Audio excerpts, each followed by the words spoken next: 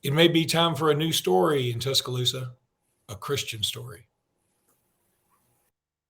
Locked On Bama, your daily podcast on the Alabama Crimson Tide. Part of the Locked On Podcast Network, your team every day.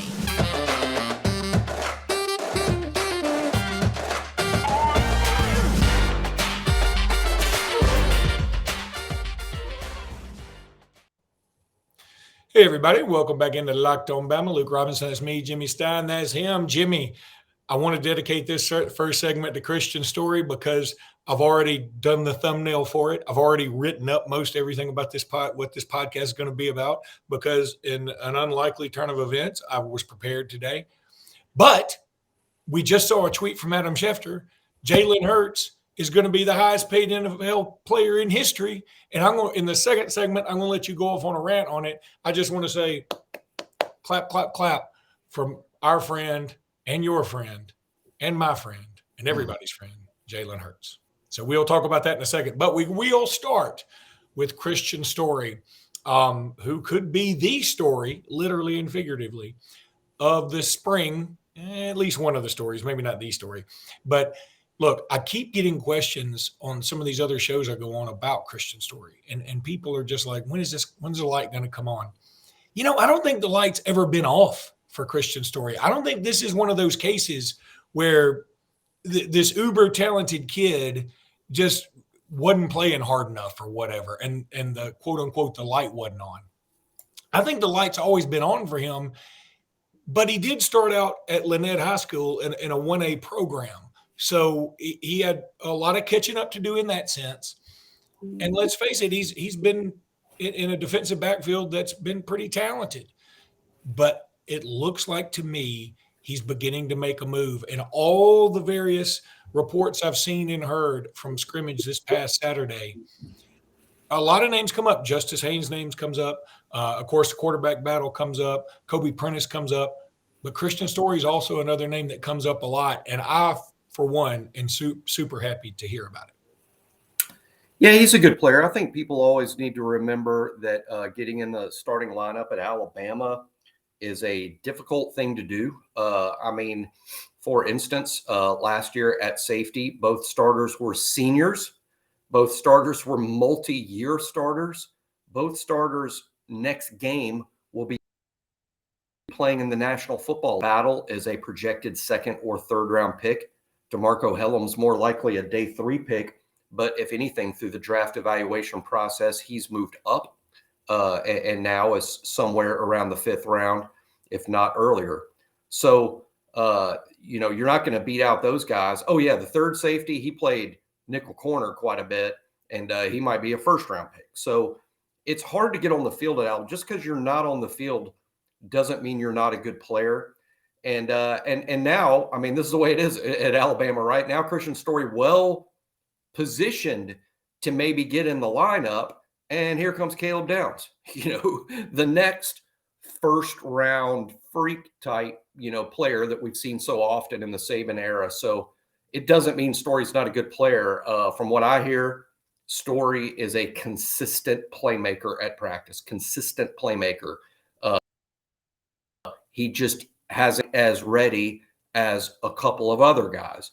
But that doesn't mean he's not a good player. If he doesn't beat out Caleb Downs this year, that still doesn't mean he's not a good player. But I think as of right now, there's a good chance I think Kristian Story will play with the first team in Alabama's dime package. I think that's highly realistic. And there's still going to be some shuffling, but right now, Caleb Downs, Malachi Moore at safety, Earl Little's playing quite a bit at star. Is that going to stick? If that doesn't stick, then Malachi to star. That opens up another safety spot for Kristian. So a lot is still up in the air. It'll be interesting to see where Kristian plays this Saturday, whether it's on the first defense, which is the Crimson team, or the second defense, which is the white team. I'll say this, though. If he's on that second team, you can go ahead and mark him down to make some standout plays for Saturday. You can just mark that down right now. You'll see Kristian Story make a play or two on Saturday, even if he's on that white team. I'm just, again, I want this guy to be good so badly. I have an affinity for kids that I get to call in state championship games or that I get to see a little more often than others. And he's one of them. I've talked about in this podcast a lot. I've gotten to see him up close and personal. Just a super kid, a former Gatorade Player of the Year in Alabama. I mean, I'm telling you, if we can ever get him in a position where he is a very big time contributor, and then we put him in front of a microphone to be an ambassador for the University of Alabama, Kristian Story is going to be one of y'all's favorites. So, again, maybe it's wishful thinking on my part. I've even called this thumbnail on this podcast Story Time because I'm just such a big fan of his. So, but let's see what happens. You brought up Malachi Moore. This is another guy that I really like. You know, when you think about Malachi Moore, at least for me, I think about two plays, but they both came from his freshman year. The first one being, I think, a fumble return for a touchdown against Tennessee in Knoxville. And then he also had an interception on a tip ball against Georgia when they were making a drive against Alabama in Tuscaloosa in 2020. But since then, it's been sort of, where in the world is Malachi Moore, right? I mean, I'm not trying to dog him at all. I'm just saying he hadn't been making the plays. Now, he hadn't been on the field as much because he probably hadn't been making the plays in practice either. But I saw that he is – a lot of folks have the same opinion or a much worse opinion than I do of Malachi in some of the message boards. And I'm hoping for a bounce-back year for him too.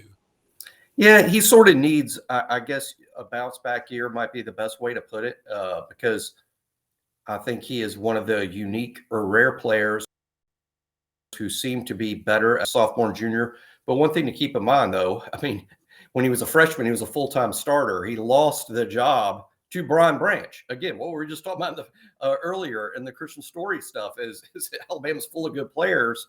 And is it shameful to lose your job to a guy who's going to be a first-round pick in the NFL draft?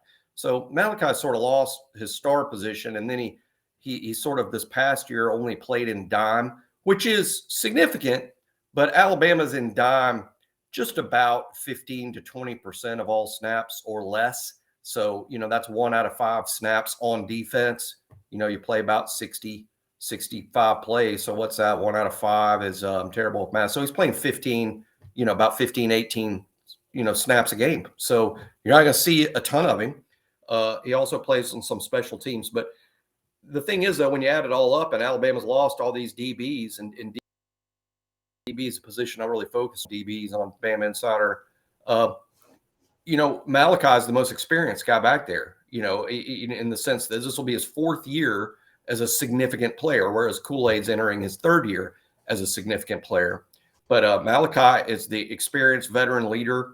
I think he's going to start at either safety or star, and he will just be the leader and the traffic cop and a guy the younger guys really lean on. He's added some weight, which I think is interesting. I think he's always been a pretty good tackler.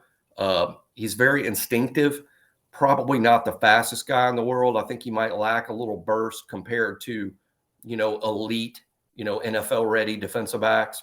So I think Malachi's a real interesting player this year. I like the experience. I like the fact he's proven. I like the fact he's good, but he needs to be better than what we've seen out of him. And there's every reason to believe he'll be 1 year better.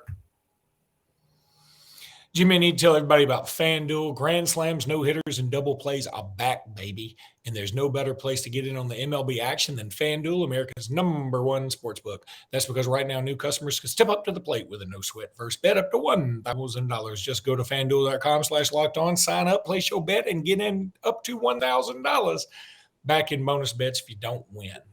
What are you going to bet on? You're going to bet on one of the Braves hitting a home run? You can do that. You're going to bet on one of the Detroit Tigers to go over under on strikeouts. You can do that. You can do all these different things at FanDuel.com/lockedon. So don't miss your chance to get a no sweat first bet up to $1,000 when you go to FanDuel today.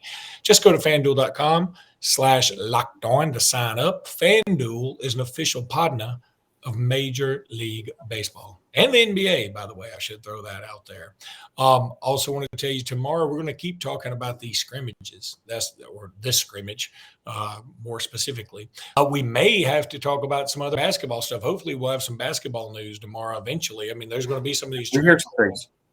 We hear some things. I think there will be basketball portal news today. I think there will be. Okay. Well, I was gonna throw in some basketball towards the end of this, so we might do that. Look, I'm going to throw a bit of a curveball, only because Adam Schefter tweeted this out. And you mentioned you want to go on a rant about Jalen Hurts vis-a-vis Jalen Milroe. Yeah. A lot of Jalen's coming through Alabama recently. Yeah. And quarterback from Houston. Yeah. Well, look, Jalen Hurts, just you talk about ambassadors for Alabama. I mentioned that term earlier. It may never be a better ambassador for sports. Look, Jalen Hurts transcends sports to me. He is just what we all want our sons to be like. To me, I mean, look, he's patient, but he's competitive. He's aggressive, yet he seems also in tune with the needs of others. He's giving, he's team first, yet he's also personally driven. There's so many positives about Jalen Hurts. And I, for one, am thankful that he came to the University of Alabama and we had him for as long as we had him. I know I consider him a Bama boy and always will. And I hope everybody else feels that way too. But Jalen Hurts just got paid like a ridiculous amount of money. What did I say? 179 million guaranteed. He's the highest paid player in the history of the NFL. Pretty good. In terms of annual value, 5 years, 255 million, 51. That just, in terms of average annual value, that's above Mahomes. Now only 179 is guaranteed, again, an NFL record. Jalen Hurts, the guy that was, a lot of people, I don't think historical revisionism is the right term, but Jalen Hurts was ripped on Alabama message boards, ripped 2016, 2017 especially, and even in the lead up to the 2018 season. I remember specifically, even remember a couple names actually, but I remember specifically, if Hurts is our starter, I'm not watching Alabama games this fall. I remember that being a big discussion on a couple of message boards from Alabama fans. And a lot of, when he left, only Air Force and Navy are going to be interested. And I remember that post specifically. I wish I'd saved a lot of them, because you could tilt the machine at old takes exposed on what Alabama fans said about Jalen Hurts as he was developing into the quarterback he eventually became. But my point about it isn't to chastise those folks. It's that I don't get a lot of those exact same fans. The exact same fans are the Jalen Milroe will never be good. Will never be good. And they've seen him one time in one game, really, or one start, as opposed to Hurts, who they saw, over the course of a season or two.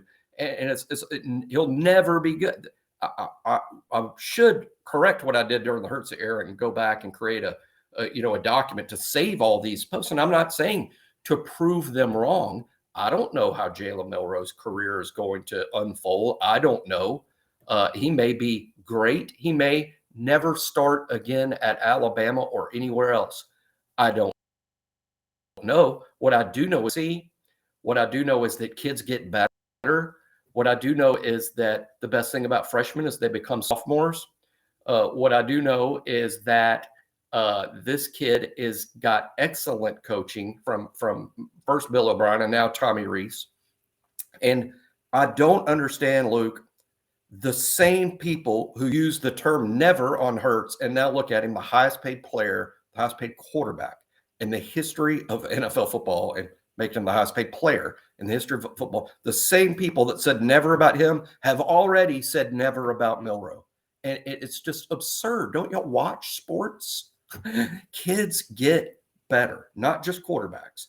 And from a lot of takes we heard. Now we'll all see Milroe this Saturday at A-Day. We'll all see that, and we'll probably see. I'm guessing we'll probably see a better player than what we saw last fall. Will he be hurt? The $179 million man? Of course not. Of course he won't be. Will he even be as good as Jalen Hurts was in his senior year at Oklahoma? Of course he won't be. But will he be better than he was last year? There's a real good bet he will be, probably. And it's about development. It's about working hard. It's about improving. The same thing Hurts did. There is a blueprint here. And they are similar players at the same stage. Similar. Not exact, not carbon copies, but similar. As a matter of fact, I would tell you that I think Milroe's arm is stronger, which is saying a lot because Hurts has a real hose. Milroe's arm at the same age is stronger, and he's even faster than Hurts with his feet. I think Jalen ran something in the 4.6s. Isn't that right, at the combines? When he was working out, Milroe's going to run a 4.4. He's Anthony Richardson. So a rant is really about the never people. The people that said never about Hurts, you were crazy wrong. Yet those same people are doubling down on Milroe. And I just think we all just need to be patient with and realize that the sport that we all love is a developmental sport and allow kids to get better. I saw Peyton Manning play as a freshman at Tennessee. You know what? I didn't think watching Peyton Manning as a freshman at Tennessee, I would one day say, that might be the best quarterback I've ever seen play football. So let's just allow all of the freshmen a chance to develop in the sport and not label them as the never guy. And before we get killed in the comments, let's also say this. You and I both have continued to predict Ty Simpson will be the ultimate starter for Alabama this year. Right. That is nothing against Jalen Milroe. We love Jalen Milroe, and if he's the guy, we will cheer for Jalen Milroe. There's no doubt about it. That's still my prediction. Still my prediction is that Ty will be Alabama's starting quarterback at some point this fall. That's my prediction, but I've also adamantly said if it's Milroe, I'm not going to be surprised. I mean, right. I think it's going to be Ty. If it's Milroe, will I be surprised? No. I continue to see in some responses, folks going, y'all are going to be eating your words when you're doubting Milroe. It's not doubting Milroe necessarily. It is, you have to predict one of them will be the starter. And now, frankly, I'll also say this, again, in full disclosure. After what I heard after this last scrimmage, I'm more 50-50 than I was before. I kept thinking, speaking of light coming on, I kept thinking that the light would come on more Ty Simpson. And the more I hear, the more I feel like Jalen's improved more than I thought he would. And Ty hasn't progressed as much as I thought he would. So I'm feeling it's more of a tighter race than I believed it would be. So, Jimmy, let's go ahead. I could have a different opinion next week. After A-Day, True. My opinion's been Ty since the season ended. Since starting Kansas State, day after Kansas State, I'm like, I think Ty's going to be the quarterback next season. I'm still sticking with that right now, and we'll see what my opinion is on Monday. Jimmy, let's take a break. When we come back, I want to get your opinion on how the line of scrimmage fared this past weekend. And we're back. So, line of scrimmage, offensive, defensive line, just give us your evaluation and what you've heard, what you've read about in terms of how the offensive, defensive line did. Also, before you get into that, I want to throw one more thing out there. Ever since one person brought this up like 4 or 5 podcasts ago, I've seen more and more comments about my facial expressions during this podcast. And y'all have made me as self-conscious as I've ever been because I'm like, this is just my face. I didn't know I did all this. And I've been watching some of these and I'm going, oh my God, I make a lot of facial expressions and I don't even know it. And I guess you just don't get to see your own face very often. So I've never thought about it. But kudos to y'all for making me go through more therapy. So, Jimmy, tell us about offensive. Their work is done here. This is what – listen, if YouTube can't make you get a therapist, what's it there for? So, all right, go ahead. Tell us about the lines. About the offensive line, where I sit with that right now is, 2 years ago was really pretty bad. It was the weakest unit on the team. I think it was a big part of why the 2021 team didn't win the national championship, or at least a part of it. It was the most underperforming unit on the team in 2021. Last year was improved. We went from somewhere around 42 sacks to like 13. I mean, it was tremendously improved in terms of pass protection. And that's great. I thought improved over 2021. So here's the thing, though. Was it good enough? No, it wasn't good enough, particularly in the run blocking. There was a lot to be desired there. It wasn't perfect in pass protection. It wasn't anywhere near a Joe Moore award-winning offensive line, but it was better.